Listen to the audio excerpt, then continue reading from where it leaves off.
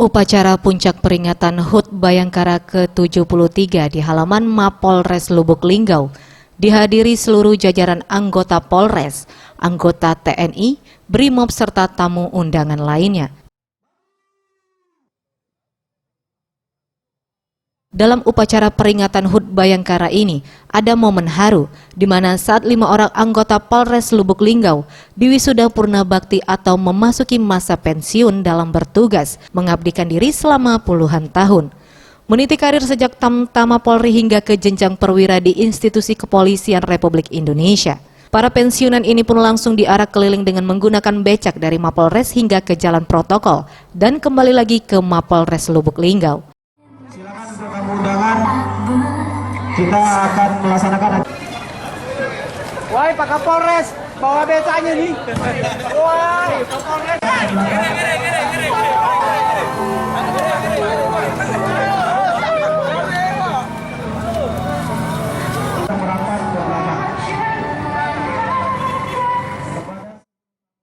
Ibda Purnawirawan Jalaluddin, salah satu anggota Polres Lubuk Linggau yang diwisuda purna bakti, mengaku sebagai anggota Polri sudah menjalankan masa tugas selama 36 tahun 8 bulan. Dengan prosesi diarak becak, ia merasa bangga di antar pimpinan dan jajaran personel Polri di masa akhir tugasnya.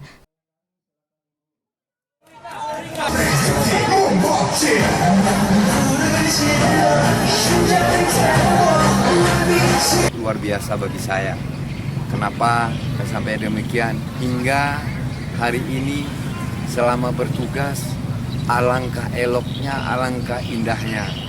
Dan yang tidak kalah pentingnya, kami bukanlah siapa-siapa, kami adalah orang yang terkecil, tapi disaksikan, diantar oleh wali kota, terkhusus diantar oleh Wakapolres, Kapolres, dan seluruh personil ini sangat bangga sama sekali bagi kami. Kenapa kami sampaikan demikian? Inilah yang kami harapkan, dan harapan kami untuk personil-personil yang melanjutkan tugasnya, semoga tidak sombong, selalu bermasyarakat, selalu menjalin hubungan silaturahmi. Tim Liputan Sriwijaya TV.